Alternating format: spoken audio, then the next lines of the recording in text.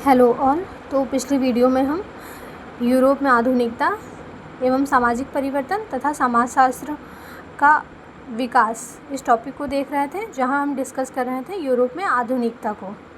तो हमने देखा कैसे ज्ञानोदय होता है, आधुनिकता आती है, फिर लोग क्रांति करते हैं, फिर समाजशास्त्र का विकास होता है। कैसे ज्ञानोदय होता है लोगों का, फिर लोग बड़े स्तर पर क्रांति वही होती है जब कोई विद्रोह बड़े स्तर पर हो तो वह क्रांति कहलाती है। फिर क्रांति के बाद समाजशास्त्र का एक विषय के रूप में विकास होता है। तो आज हम उसी क्रांति को एक एक करके देखेंगे।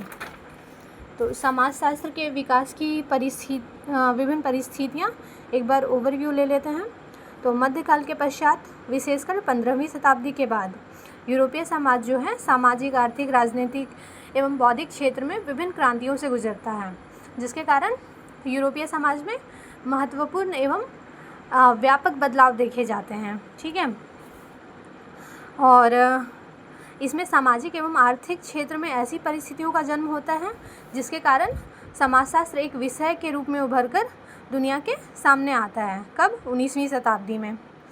तो ठीक है। अतः समाजशास्त्र को यूरोपीय समाज में 15वीं से लेकर 18वीं शताब्दी के मध्य घटित विभिन्न क्रांतियों की देन कहा जाता है। ठीक है। अब आगे हम इन्हीं क्रांतियों को एक एक करके देखेंगे। तो यूरोपीय समाज इस अवधि में मुख्य रूप से 3 क्षेत्रों में क्रांति देखी गई थी: बौद्धिक क्रांति, आर्थिक क्रांति, सामाजिक एवं राजनीतिक क्रांति। बौद्धिक क्रांति में हम पुनर्जागरण, प्रबोधन या ज्ञानोदय जिसे कहते हैं, और वैज्ञानिक क्रांति को पढ़ेंगे। तो आज के टॉपिक में हम बौद्धिक क्रांति को कवर करेंगे।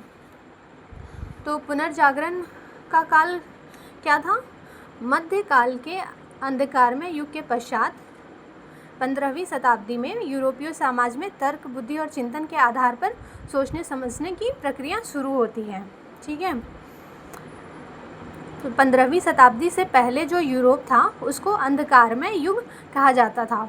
15वीं शताब्दी के बाद यूरोपीय लोग तर्क, बुद्धि के आधार पर सोचना समझना शुरू करते हैं, जिसमें वह साहित्य का क्षेत्र हो, ज्ञान का क्षेत्र हो, राजनीति हो, आर्थिक हो या विज्ञान हो। हर क्षेत्र में लोग तर्क एवं बुद्धि पर आधारित वैज्ञानिक दृष्टि से चीज़ों का विचार करने लगते हैं। फलस्वरूप आने वाले वर्षों में यूरोपीय समाज का स्वरूप जो है व्यापक रूप से परिवर्तित होता है। यही पुनर्जागरण है। ठीक है।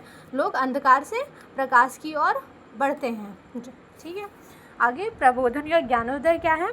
तो 17वीं से 18वीं शताब्दी के मध्य यूरोपीय समाज में प्रत्येक क्षेत्र में तर्क, बुद्धि, जैसा कि हम जानते हैं, तर्क, बुद्धि, चिंतन एवं वैज्ञानिक पद्धतियों के आधार पर किसी भी घटना की व्याख्या की जाने लगती है।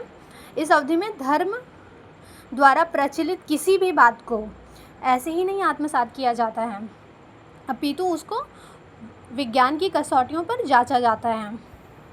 ठीक। प्रबोधन की इस अवधि में अनेक विद्वानों एवं विचारकों ने अपने विचारधारा से समाज के बड़े वर्ग को प्रभावित किया था। तो इसमें कुछ विचारक हैं जिनको हम एक एक करके पढ़ेंगे: Montesquieu, Rousseau, Voltaire, John Locke, Thomas Hobbes, Adam Smith, Jeremy Bentham आदि।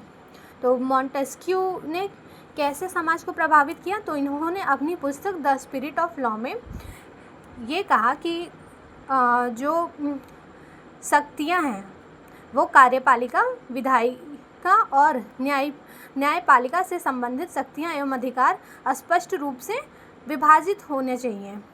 किसी एक हाथ में या एक जगह नहीं होना चाहिए। साथ ही साथ व्यक्तिगत स्वतंत्रता के भी समर्थक रहे हैं मॉन्टेस्क्यू।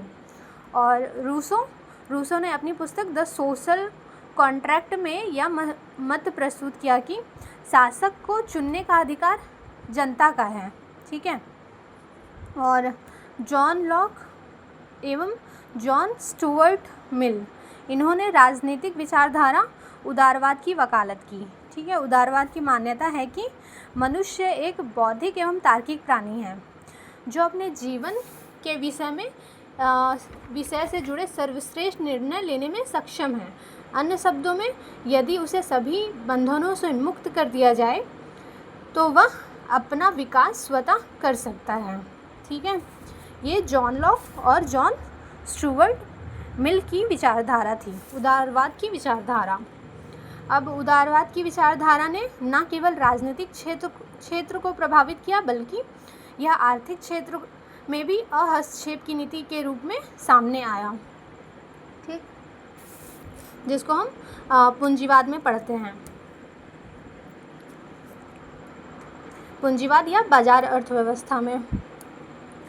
अब वैज्ञानिक क्रांति क्या थी? तो पुनर्जागरण एवं प्रबोधन काल में विज्ञान के बढ़ते महत्व ने यूरोप में के धर्म आधारित राजतंत्र प्रणाली पर कई सवाल उठाए। ठीक है। वैज्ञानिक क्रांति के फलस्वरूप लोगों ने तर्क, बुद्धि एवं चिंतन के आधार पर वैज्ञानिक मनोवृत्ति का निर्माण संभव हुआ और वे जगत की व्याख्या प्राकृतिक नियमों के आधार पर करने लगे। वैज्ञानिक क्रांति ने यूरोप के धर्म पर आधारित सामाजिक व राजनीतिक प्रणाली को प्रभावित किया। ठीक है। मतलब वैज्ञानिक क्रांति का यूरोप के सामाजिक और राजनीतिक जीवन पे बहुत गहरा प्रभाव था। इसमें कई वैज्ञानिकों, खगोलशास्त्रियों व गणितज्ञों की महत्वपूर्ण भूमिका रही है, जिसमें निकोलस कोपरनिकस, गैलीली,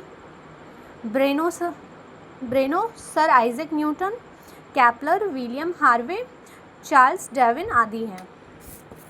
तो यहाँ चार्ल्स डार्विन की थ्योरी क्या कहती है? एक सेकेंड। तो चार्ल्स डार्विन चार्ल्स डार्विन ने अपनी पुस्तक the origin of a species में सर्वोत्तम की उत्तरजीविता का सिद्धांत दिया है। इसके अनुसार जो जीव पर्यावरण के अनुकूल रहने की क्षमता का विकास कर लेते हैं वे जीवित रहने में सक्षम हो जाते हैं, और जो ऐसी क्षमता का विकास करने में असफल रहते हैं वे विलुप्त हो जाते हैं। ठीक है।